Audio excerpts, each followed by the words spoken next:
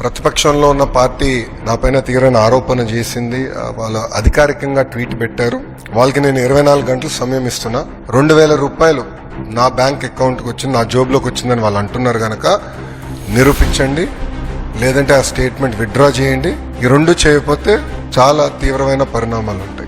Legal గా నేను దీనిపైన ముందరికి వెళ్ళాలని నిర్ణయించుకుంటాం జరిగింది. ఎందుకంటే ప్రజలు కూడా ఒకటి గుర్తుపెట్టుకోవాలి, వైకాపా పార్టీ అనేది ఒక అబద్ధాన్ని 100 సార్లు చెప్పి నిజం చేసేందుకు ప్రయత్నించే పార్టీ.